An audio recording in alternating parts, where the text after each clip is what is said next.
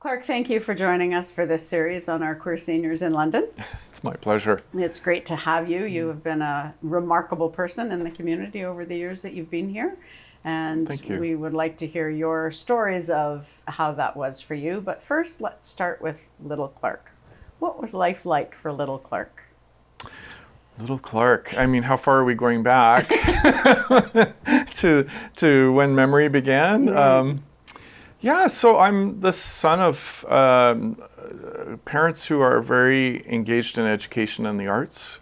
I was very fortunate for that. My mother's a pianist, and my father he taught everything. Like, he has a couple PhDs and taught math and was a football coach and taught Spanish, and it's just a really big mixture. English was a big thing for him. He taught me how to write my first essay. Just really nurtured. I have 4 siblings, 1 sister and 3 brothers, and we had a really great childhood. I mean, we had a beautiful home always. We lived on the lake for a long time, had boats, had every kind of lesson, like all those lessons, whether it was sailing or swimming or piano or you name it. We had access to all of that because my parents really believed that was important for us to have all of this enrichment. So, I mean, it was an idyllic childhood, and I think when I entered into the teenage years, even just slightly before that, I was really getting quite concerned about the world. I grew up in a time when my father built a bomb shelter because of the nuclear threat, right? In the backyard, I remember that really clearly. It was the Bay of Pigs, all kinds of issues with not dissimilar from today, actually, but I really felt it as a child. My siblings, I don't really think they were thinking too much about that. Lots of interior voices about life and meaning and purpose were coming up really early on. I want to say even before the period I'm talking about. I was a bit of a loner. I was a very, very shy youth, believe it or not. I'm a learned extrovert, I call that. It didn't fit in well at school. People knew there was something different about me. I was shy. I was perhaps slightly effeminate. But definitely, like, they knew, and kids are really great at this in herds, right? Of saying, ooh, he's not like us. Out with the unclean thing, this sort of behavior is still so prevalent in communities and groups. It was tough. And I think early on there was like this really bullying that started with calling me a fag, that sort of thing. Ironically, I was extremely good at sports. So, I was winning a lot of things. I was right wing on the hockey team. I played till I was 19. But still, like, the change room was just horrific for me. I oftentimes didn't take the shower. I would just go straight home, because of the taunting and things like that. And on top of it, my father became a high school principal and moved around quite a bit. And his last posting in Amherstburg, Ontario, I went to school at that high school. So it wasn't just they knew something was different about me, but I was the principal's son, right? Which just added another layer of trouble for me.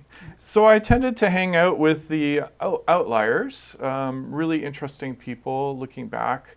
One close friend, her father was a violin maker in Germany and made all the violin scrolls with little seahorses. They had a marionette theater in their house. They had a harpsichord in their house. I would go over and play chamber music, as an early teenager, with this bizarre artsy family. I think the father taught sculpture at the University of Windsor. So there were all these statues in their gardens, life-size nude statues everywhere. And it was just like, I was eating it all up. I was like, wow, this is so different. And there were a group of us in high school that sort of hung out and knew we were kind of on the fringe and didn't fit in with the mainstream. Um, it's so strange. I'm just going to zip right up to the present that in our Pride course right now, David Richer and I went to high school together, and we were both in the production of Fiddler on the Roof. And I was the tailor, so I had to get married 8 times and quickly divorced right after that. And he was Reb Tevye, the main star. And I had no clue that he was gay. I don't think he really had an idea that I was either. Although apparently he was more comfortable with it and more in the in crowd and had a better time of it than I did. But we talked about that quite a bit. Anyway, so I went through a really heavy duty religious phase in my late teens and was trying to find some big answers. I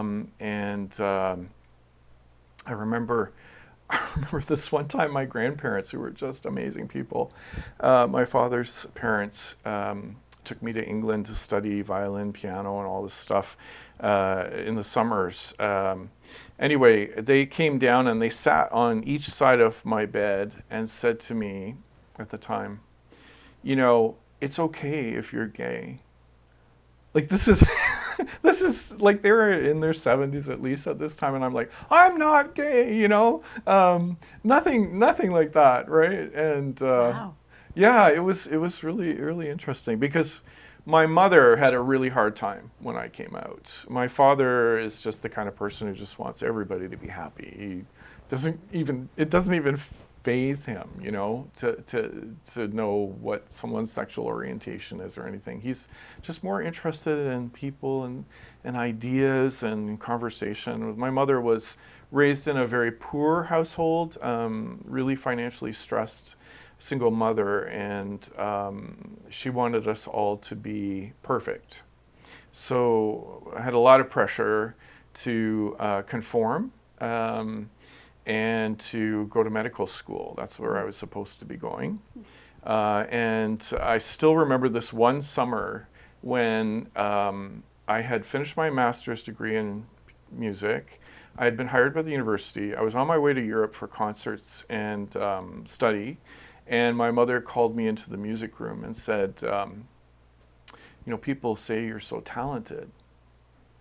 When are you going to do something with it? Yeah, seriously.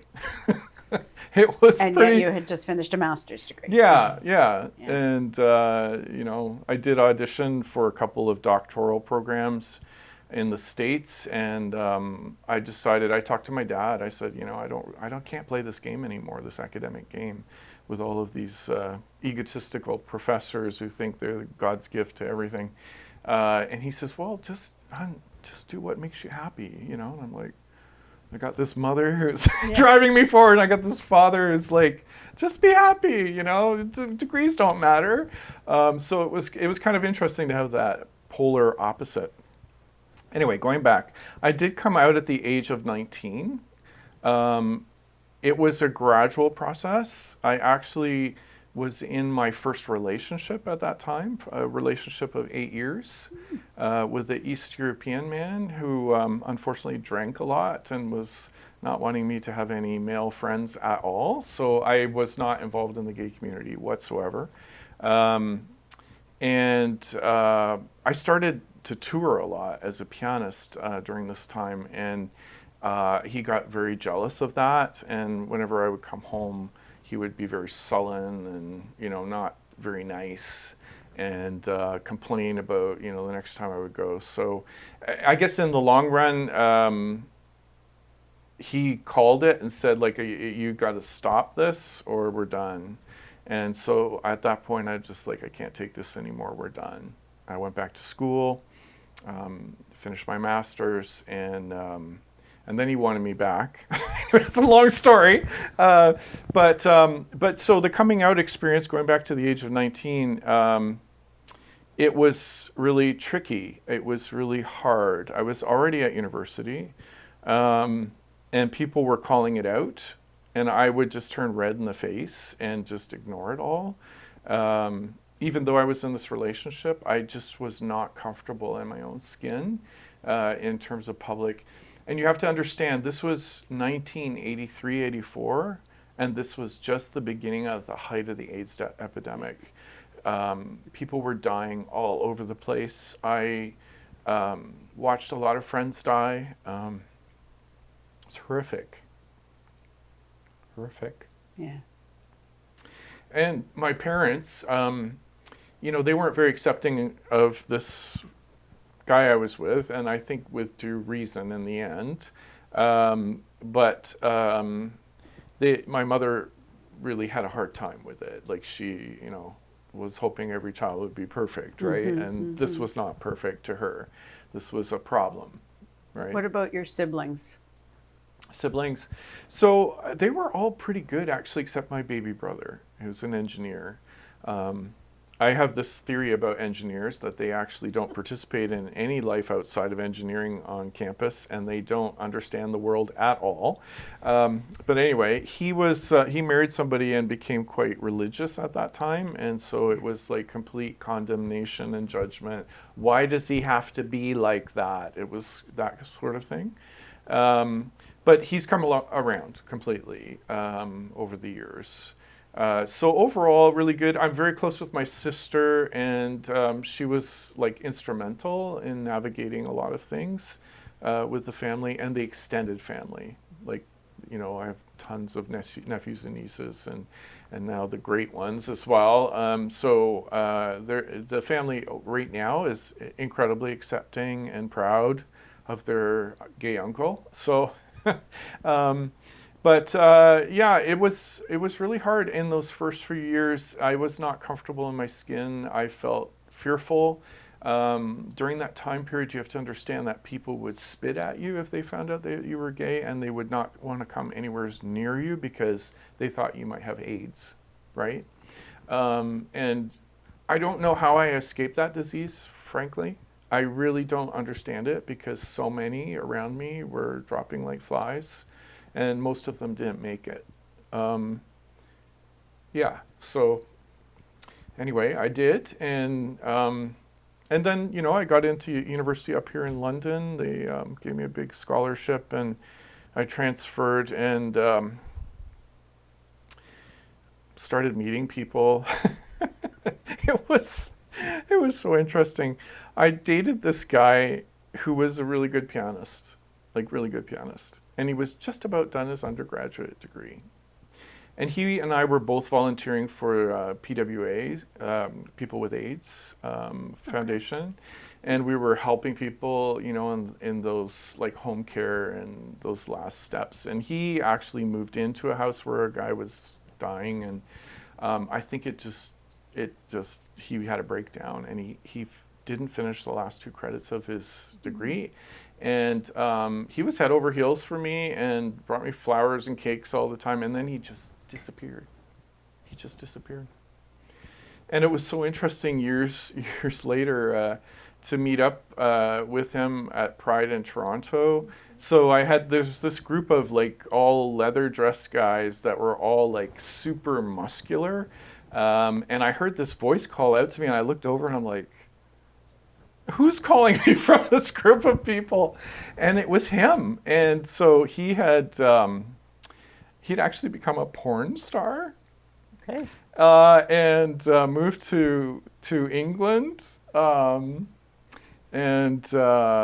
think he met this Irish guy eventually, and you're not a porn star forever, right? He's pretty happy there, but it was a series of dramatic relationships. That was just like, I dated this engineer from Pakistan. He worked for Dow Chemical in Sarnia area, and so I was traveling a lot. I was playing all over, and I came back. He would always give me red roses. He was super handsome, and it was really, we had a great time. And this one time I came back, he gave me yellow roses. Caution. Yeah, and then he said this. My father's tribe has just gotten back into power in Pakistan, and I have to go back and get married. But I want you to come with me, and I'm going to buy you a house and look after you. And his last name is Khan. So he was related to the Khan that got imprisoned and was head of the country, right? I think he was, I think it was probably his father anyway, I was just like, who are you? Like, what is this, and it's just lots of other drama. I dated a fellow who, there was something not quite right, and he moved me into his house when I was at work at the university one day, and I saw indications of some really strange things, and I was off to France, and I remember deciding this isn't healthy, I want out of this, and I wrote a letter and said, we can't continue. Well, he shows up in Paris when I'm there, and he beat the living daylights out of me. Like, I almost got killed. And my friends took me away to Bordeaux for a month just to recover from that. And in the end, he ended up committing suicide. So it was a really unbelievable group of interesting, dysfunctional people that I was getting involved with. I don't think I had any clear idea what I wanted, and people would just kind of pick me. I was very insecure still, all during this time of my 20s. I think when I started to get more comfortable with myself, and one day I made this list of what I wanted in qualities from a person, and then a few years later, Brian and I reconnected, my current husband, and we had lunch and realized we shared values, and I thought he seemed pretty stable, so I think he is. And that was how many years ago now?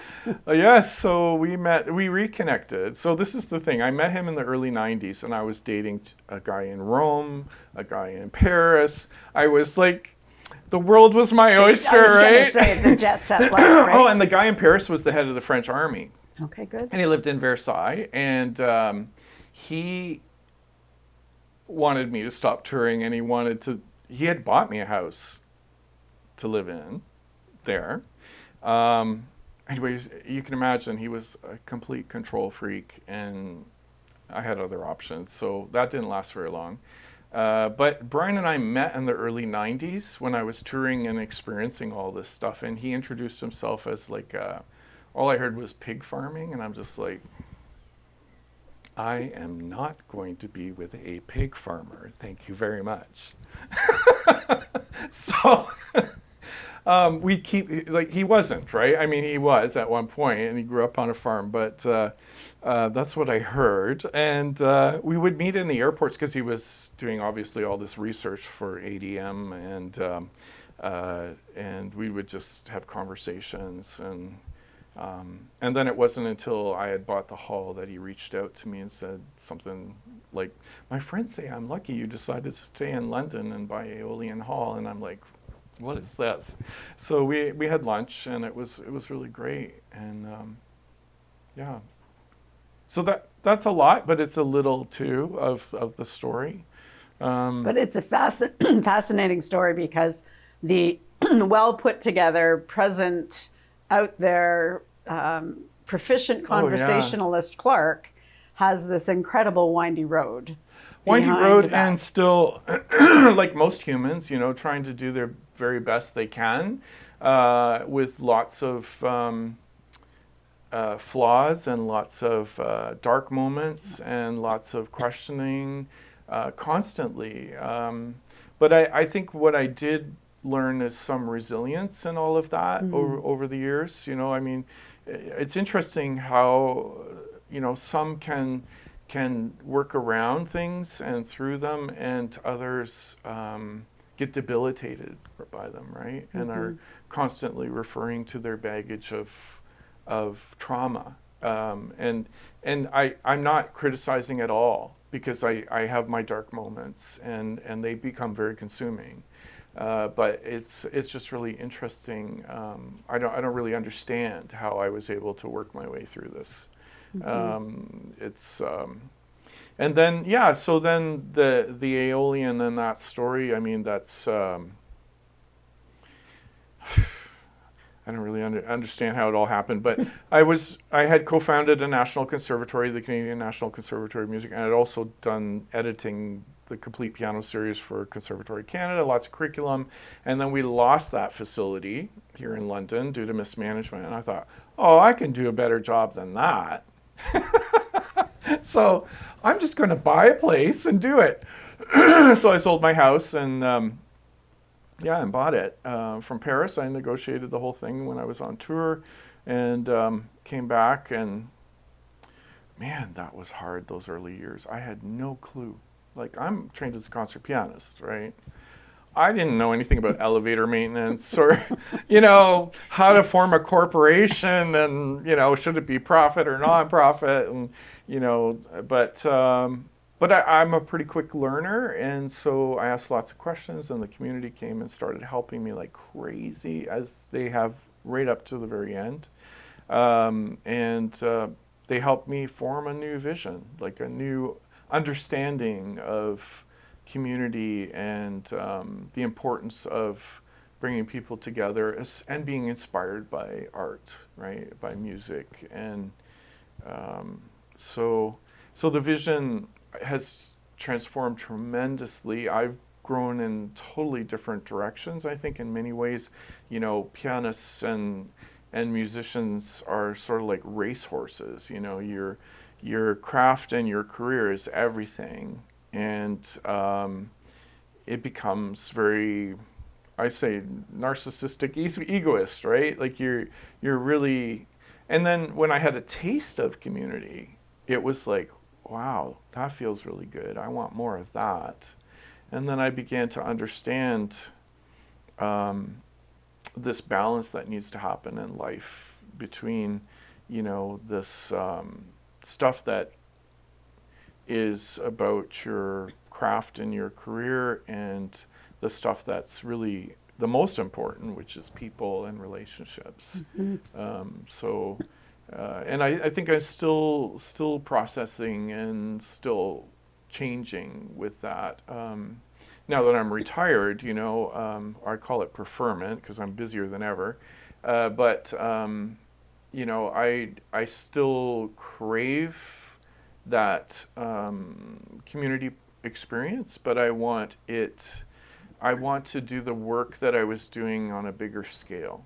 So I want to affect our education system, which I think is draconian and it's so inequitable. It's unbelievable. I want to, still work on my craft, but connect musicians together around the world and have them be more of a community. Classical musicians tend to not know the life on the sidewalk outside the concert hall. Like they're just like, they're racehorses, right? They have to practice all the time, and then it's about the concert and the next gig, and they hang out with each other. So it's kind of a very eccentric group. I love them dearly, but it's different, right? Well, there's a pool of brilliance there, but there's also a pool of creativity that is being very finely honed. Yeah. I mean, I don't know about the brilliance. I think when you spend, 8 to 12 hours a day doing something, you're darn likely to get good at it, right? I'm not into this child prodigy stuff. I think it's really about the practice and the goal and the coach as to how you get somewhere. So when you were at university here in London, and then you left and did your touring and lived in Europe for a while and did all of that, and then you came back. How did you reintegrate to the queer community in London when you came back? I was never part of it. Okay. Never part of it. I didn't feel it was my community at all. I didn't understand these big pride celebrations and all this like dykes on bikes and men, wanting to be nude out there, and all of this like pound, pound, pound music. It just is like, well, that's not me. Like, it didn't seem like a place for me at all. I did go to Halo a few times during my my time at university with some friends, and it was so interesting. There was this wall you'd lean up against while everybody's dancing, and you get hit on like crazy. And here's the game, right? You get hit on if you played sort of indifferent. And then if you were more friendly and you went up to, not interested, right? Like, I couldn't believe it. I was just like, what is this? You know? Yeah. So I don't feel like I fit in, and it's so interesting because people think they have stereotypes about, well, he's a gay man, so he must like fashion, he must like to decorate, he must like food, he must, all this kind of stuff. And I'm like, and he must keep up with all pop culture. I'm like, well, that part's not me. True, I mean, yeah. definitely it's me with, Aeolian Hall, trying my best to learn and see what people want to hear and find good quality stuff. That was a big stretch for me, being that artistic director. Just like, you should get so-and-so. Well, and I'd be like, well, who's that? And then I'd have to do my research, and I was like, but they sing out of tune all the time. Why would I get them? Yeah. Well, they're super famous. And I'm like, okay. But yeah, that's one thing that I would say, to offer, if I can, any form of wisdom from all of this to the 2S LGBTQ plus AI community is, if you don't feel like you fit in with a group of people, there is a group of people you'll fit in with. You just need to find them, right?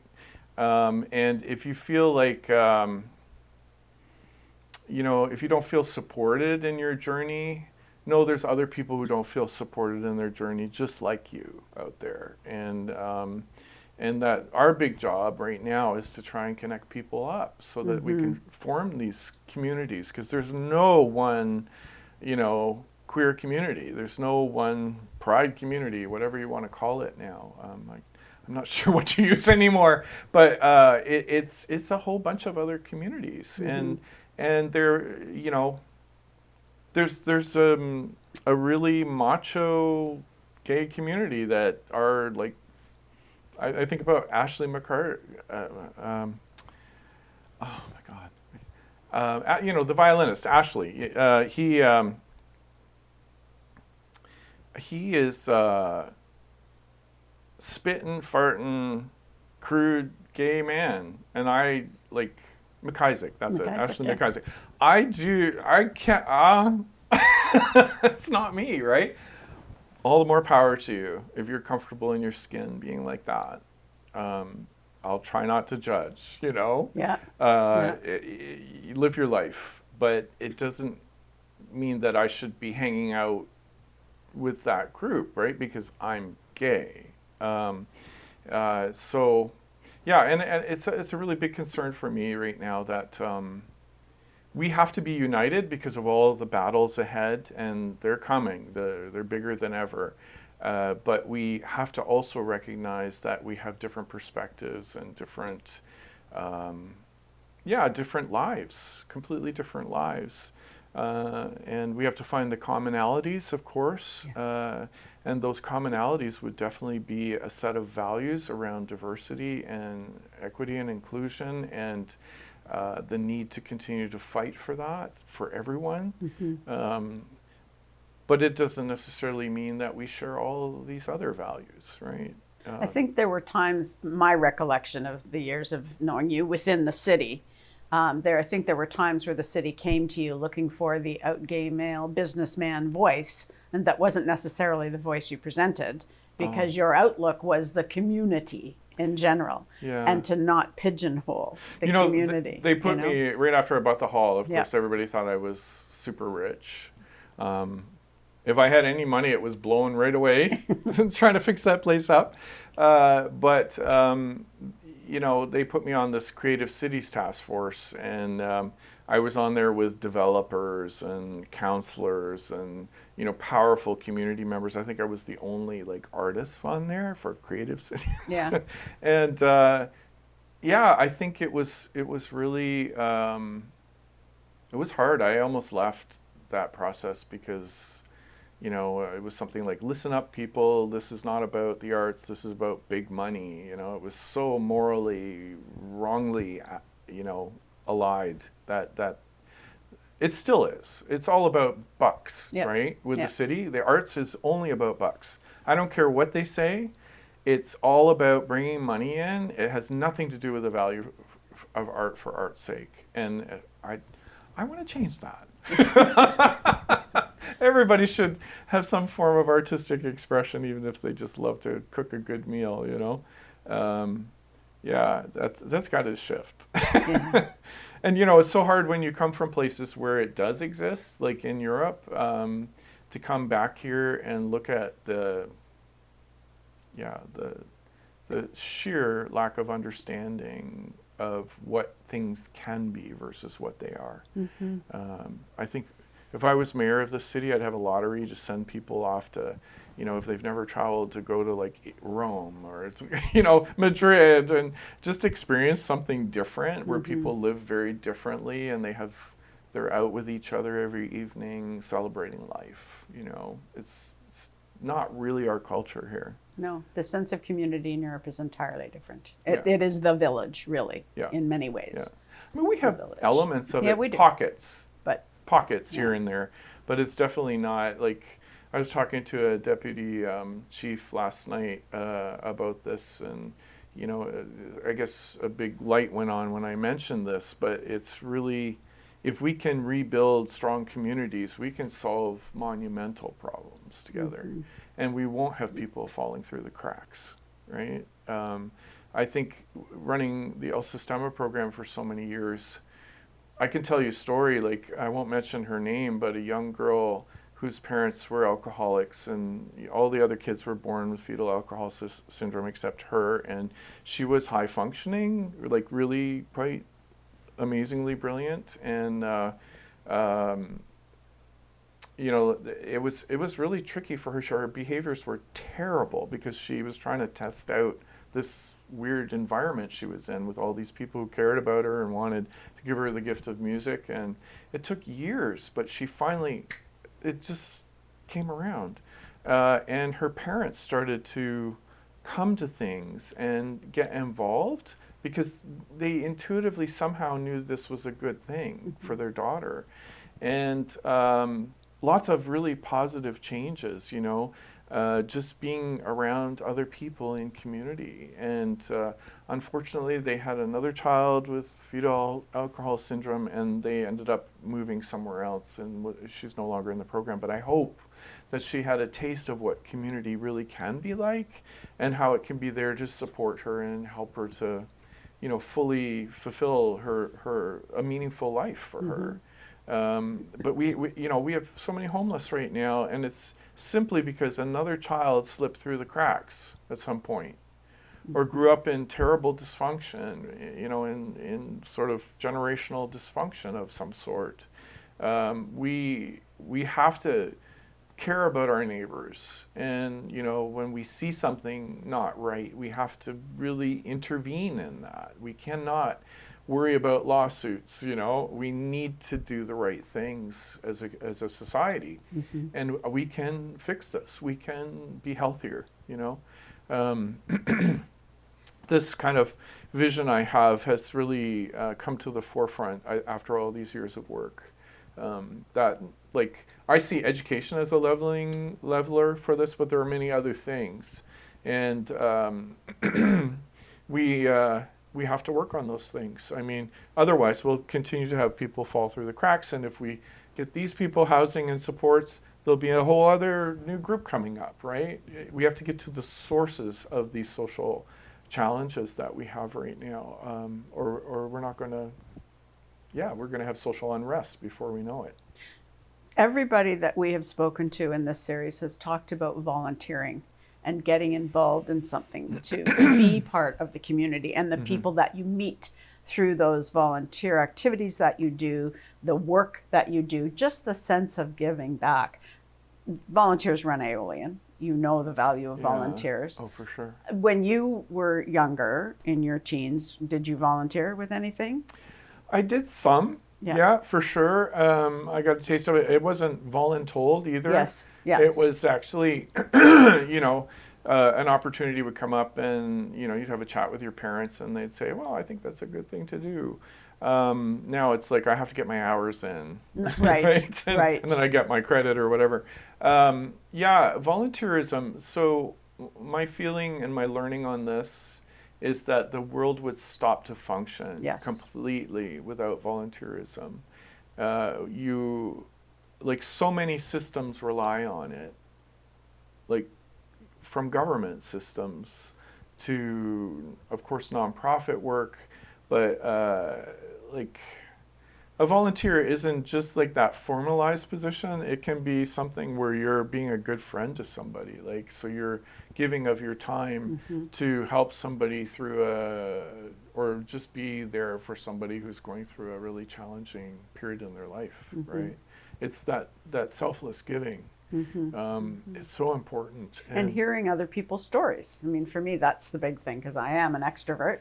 And just talking to all the people that you're volunteering with and hearing their stories and thinking, okay, so I really don't need to worry about that. What I thought was a big issue is nothing compared to what their story is. Or, so it does for me, it helps me to find that balance of what I'm stressed about really is nothing compared to what they've overcome, or, the other piece of volunteering that people do in different places that, wow, that's really cool. Maybe I should try that too. And I just think it pulls us all in ways that kind of gets us out of ourselves for a bit. For sure. And I think, the selfish side of volunteerism is that if you want to grow as a human being exponentially, go interact as a volunteer somewhere, because it's going to feed your soul. It's going to teach you things, and you'll get to know so many people's stories and perspectives. It is just such a great opportunity to grow personally and become a better person, right? Like it's, I always say to the young people, you have choices as to which book you read, what film you watch, who you hang out with, and that all builds who you are as a person, right? You can make those choices. You don't have to be subjected to, unfortunately, some of it we don't have choice over, but we have choice over quite a bit in this country, to form who we are as people. And it's such an amazing thing to do.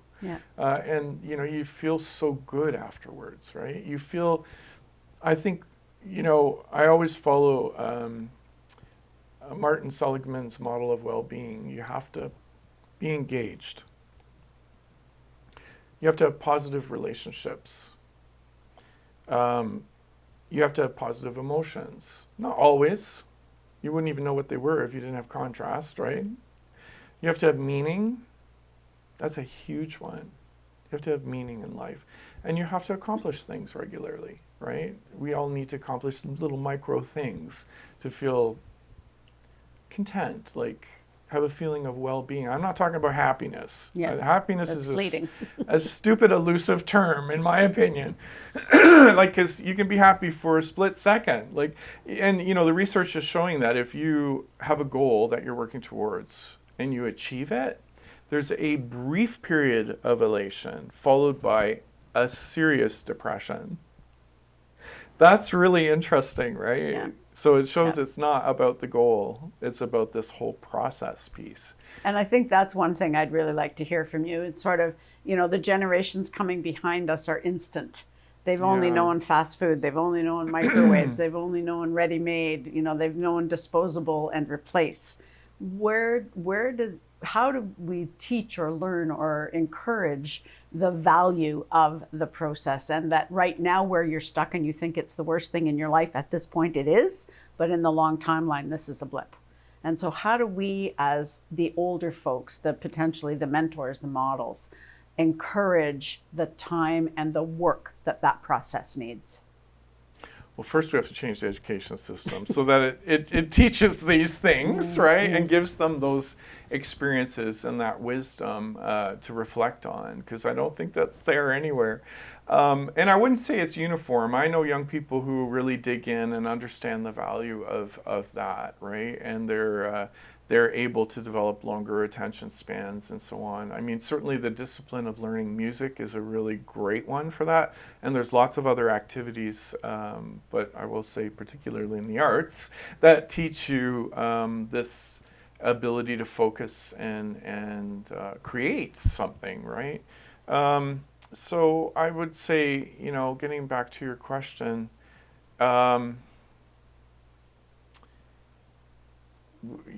we've got to learn to put down the cell phone and be with people and have conversation. And I'm okay if it happens online too, but if you can do it in person, like, there's nothing like the feeling of that. There's something really extraordinary about the exchange of energy when you're in person versus on a screen. Everything's energy, and when you're close to someone's real energy, it's different than when you're somewhere like, hundreds of kilometers away. I think we need to do a better job of getting people to find their passions, yes, or their callings, or what they're meant to do. And like, I say that and it sounds like there's this preordained destined thing, but if people really spend time with themselves, and really make that a project, and it evolves. Like, I wouldn't say like what was my goals and aspirations 30 years ago are very different from the ones I have today, and that's normal. That's totally normal. We're always changing, right, and growing, hopefully. But just spending some time with yourself to really reflect on, like, am I following someone else's list for my life? Like societal's list, like they expect me to go to university, they expect me to graduate and get a job in corporate America, or is it my mother who wants me to be a doctor, right? And I'm going to be a doctor because, like, I have a couple students right now whose parents have driven them by university hospitals since they were born and said, you're going to work there one day. I'm like, what is that? Yeah. That's like, parental abuse in a way, right? Like, because you're living vicariously through your children. And our societies have been really steep in that. Yes. It's part of our culture to think that parents can steer their child into the life that they never had or something, at the worst case scenario. And in many ways, it's well-intending. They want their children to have good jobs with good income. But who the heck knows what that's going to be in the future, right? What job's going to be there? I mean, the introduction of AI is changing things every millisecond as to how this is going to all play out, right? So, I think people need to, it's like sailing, you have this idea of where you want to go. And the boat has to tack, and the wind keeps changing, and you have to adjust to that, right? And find a way. You still want to sail, and you still want to go over to that island, but you might have to find many different ways to do it. Like, for me, sure, I play the piano. There's not a lot of work here in North America for that. So I did some in Europe, and that was fun. You don't make a lot of money when you cut your expenses, but it was fun. But I edited music, I taught, I write music, I have done tons of presentations, judge festivals, all these other things that help me to continue to make my music. And I learned a lot doing all of those other things I think added to my music, right? So that's another suggestion, is like, don't worry too much about what ifs. Just find that thing that gets you out of bed that you really want to do, and start crafting towards that, right? And recognize when you get there, you'll have another moment to rejig and, you'll think, oh, now I want to do this. Yep. I don't want to do that anymore, or I want to do some of that, but I want to, add this in, and that's growth, and that's human, and that's the way it should be. But our society is against that. It's totally about the list, right? You're born, you go to school, you go to high school, wants you to go to college and university or get a trade, and then you get a job, and then you buy a house, maybe or maybe not these days, or get someplace to live, and then you get children and you sell that list to your children. This is what we're doing, right? I had one student, he won the International Math Olympiad, but his father had it worked out to the time he graduated from Harvard as to what marks he had to get, what extracurricular activities he had to do, volunteerism included, like it was a check, right? I did the volunteerism, see, for the application to Harvard, right? That is not a life worth living. It's someone else's life, right? So live your life. And in terms of, attention spans and that, like, spend some time in nature, go out and be quiet, and don't let, like, Einstein used to do this, just go out and not think about anything for a few hours every day. Just be out on a lake in a boat. Just let your mind rest, and not be overstimulated. And remember that nothing great is ever achieved in balance. That's one of my favorite sayings. If you're looking for work-life balance, you'll get it sometimes, but that's okay.